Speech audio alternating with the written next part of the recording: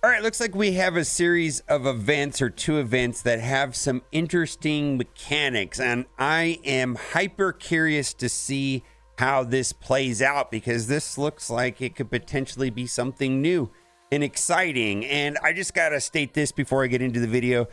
I've noticed this trend in the community. I do think it's fine. I don't have a strong opinion about it, but like there'll be a game mode that is uninteresting to me, like Blitz, let's say, and people will like it because the rewards are good or it gives them something. And so there's this idea that if it doesn't matter if the event itself is good or bad, as long as the rewards are good.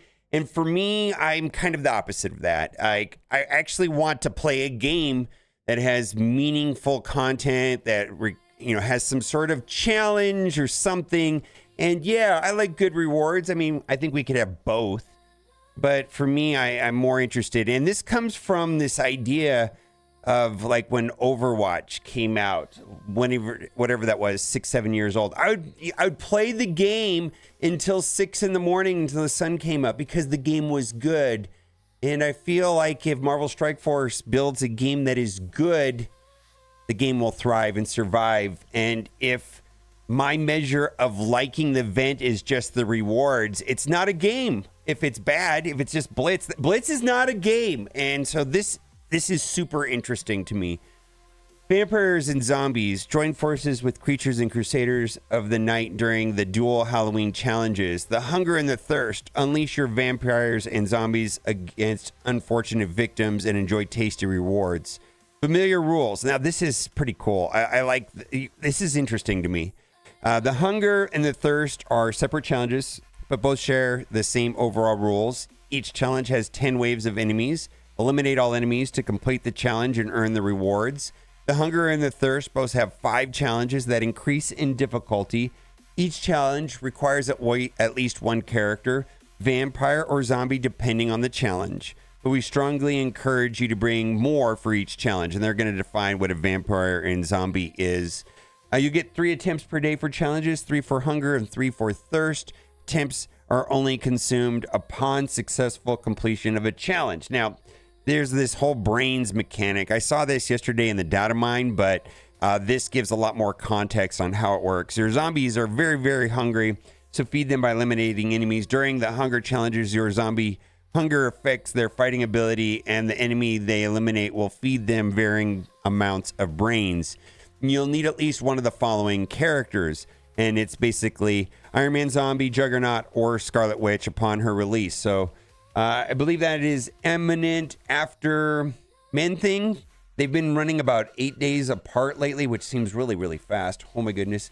So we're going to get Man-Thing on Thursday, which I guess is today. And then maybe 8 days after that, 9 days after that. But it seems like they're running about 8-day cycles right now. Hunger Without End. At the start of the battle, all zombie allies gain 10 hungry. Defeating enemies remove hungry based on the defeated enemy's nutritional value, which is stated down here. If the zombie has no hunger, they instead gain satiated or full, right? So when they're hungry, they got 20% speed and minus damage per stack. So that could be like up to minus 80% damage. Which sounds frustrating. Then satiated is 20% damage, 10% kit chance, and trait damage per stack. Okay, so when you go from hungry, you start with 10 hungry, then you go to satiated or full. Why can't they just call it full? At the end of their turn, if a zombie has 20 satiated, they are stunned for 1 turn, which can't be resisted or prevented. The following turn, they gain undead fortitude for the rest of the battle, lose all satiated, and gain 10 hungry. So it looks like for every 10 hungers that you get rid of, you get 1 satiated. And then when you get to 20 satiated, you get undead fortitude, and then you start all over again with the hunger. All right, I will have to see how that works. Okay, so what is the satiated? At the end of their turn, if a zombie has 20 satiated, they are stunned for 1 turn, which can't be resisted or prevented. The following turn, they gain undead fortitude for the rest of the battle, lose all satiated, and gain 10 hungry. And then this is the permanent effect that you can only get once. 50% damage resistance to the end of the battle, cannot be removed, does not stack. This sounds super interesting to have new mechanics and a new puzzle. If it works. The game has been buggy today, like diamonds. Oh my God, diamonds right now. If you upgrade a diamond on a character, you have to hit the back button if you're on Android, but iOS doesn't have a back button. Yeah, I had to restart the game on my iPhone. Brain count. So these are how the points are going to work.